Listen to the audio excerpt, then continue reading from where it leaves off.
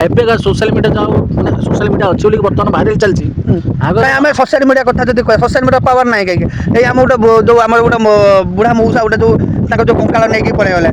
social ମିଡ଼ିଆର power ଥିଲା ବୋଲି ତ ତାକୁ ନିଶ୍ଚିତ ନ୍ୟାୟ ମିଳିଛି ତ ସେ ଜାଗାର ବ୍ୟାଙ୍କ ବାଲା ଦେଖୁନ ଯୋଉଭଳିଆ ମାନେ ବ୍ୟବହାର ଆଚାର୍ଯ୍ୟ ଦେଖୁଛ ତ ବ୍ୟାଙ୍କ ବାଲା ତମ ମୁଷ୍ଟି ବୁନିଆ ଟିକେ ଝିଅରେ ଶଳା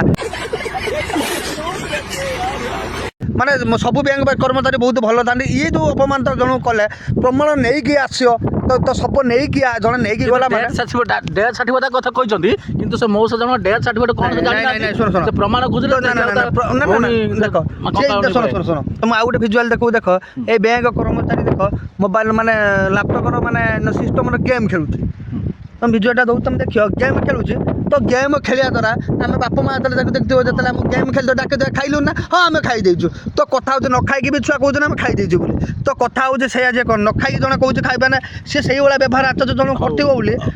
ଆମେ ଗୋଟେ ବୟସ୍କ ବ୍ୟକ୍ତି ସହିତ କେଉଁ ଭଳିଆ ହିସାବରେ ଆଜ୍ଞା ଆମେ ବ୍ୟବହାର ଆଚାର୍ଯ୍ୟ କରି ଆମେ ପ୍ରଥମ ଜାଣିବାର ଅଛି ତ ଆମେ ଯେତେ ଗଭର୍ଣ୍ଣମେଣ୍ଟ ସର୍ଭିସ୍ ହଉ କି ଯେତେ ଯାଉ ତ ଆମ ବାପ ବୟସର ଲୋକ କାହିଁ ସେଇ ଜାଗା ଜଣେ ଗୋଟେ ବିଜନେସ୍ ମ୍ୟାନ୍ ଯାଇଥାନ୍ତା ତ ଯେଉଁମାନେ ଫିକ୍ସ ଡିପୋଜିଟ୍ କରୁଛନ୍ତି ଲକ୍ଷ ଲକ୍ଷ ମାନେ କୋଟି କୋଟି ଟଙ୍କା ତମେ କ'ଣ ସେଇଭଳିଆ ତାଙ୍କ ସହିତ ବ୍ୟବହାର ଆଚାର୍ଯ୍ୟ କରିପାରିଥାନ୍ତ କେବେ ବି ମରିବନି ବି ଆଜ୍ଞା କେବେ ବି କରିଥାନ୍ତାନି କାରଣ ଗୋଟେ ଗରିବ ଲୋକ ମାନେ ଗୋଟେ ଗରିବ ମାଇପ ସମସ୍ତଙ୍କର ଶାଢ଼ୀ ତ ଇଏ କଥା ହେଉଛି ଗରିବ ଲୋକମାନଙ୍କ ଉପରେ ଆଜ୍ଞା ଅତ୍ୟାଚାର କରନ୍ତି ତମେ ସୁଶାନ୍ତ ଦେଖିଥିବ ସୁଶାନ୍ତ ଅଫିସିଆଲି ମାନେ ପେଲେଇ ଅଫିସିଆଲି ମାନେ ନାଁଟା ପେଲେଇ ଅଫିସିଆଲି କିନ୍ତୁ କାମ ଆଜ୍ଞା କିନ୍ତୁ ବହୁତ ବରାବର ଗରିବ ଲୋକଙ୍କୁ ବହୁତ ସାହାଯ୍ୟ ସହାୟତା ବି ବହୁତ ବି ମଧ୍ୟ କରନ୍ତି ଲୋକଟା ଶୁଣା ଏଇଭଳିଆ କିନ୍ତୁ ବହୁତ ଭଲ କାମ ବି ମଧ୍ୟ କରନ୍ତି ସେ କଥା ଛାଡ଼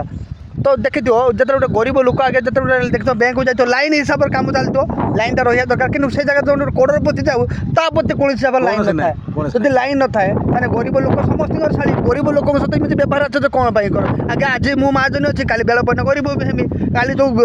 ବ୍ୟାଙ୍କ କର୍ମଚାରୀ ହୁଅନ୍ତୁ କି କୌଣସି ପ୍ରକାର ହୁଅନ୍ତୁ ଆଜ୍ଞା ପ୍ରାଇଭେଟ୍ ହଉ କି ଗଭର୍ଣ୍ଣମେଣ୍ଟ ହଉ ଯଦି ଆମେ ଯେଉଁ ବ୍ୟବହାରଟା ଜଣଙ୍କୁ କରିଥିବା ନିଶ୍ଚୟ ଏମିତି ଗୋଟେ ଦିନ ଆସେ ଆଜ୍ଞା ସେ ବ୍ୟବହାରଟା ଆଜ୍ଞା ନିଶ୍ଚୟ ଆମ ଉପରେ ବି ଦିନେ ପ୍ରେସର ତ ଏଇଭଳିଆ କଥା ଆଜ୍ଞା କାହାକୁ କ'ଣ କରି ଯଦି ମଣିଷ ପଣିଆ ବଞ୍ଚିବା ନିହାତି ଦରକାର ଆଉ ମଣିଷ ପଣିଆ ଯଦି ନ ରହିବା ଆଜ୍ଞା ଆମେ ନିଶ୍ଚିତ କେବେ ଉପରକୁ ଉଠି ପାରିବା ଶୁଣ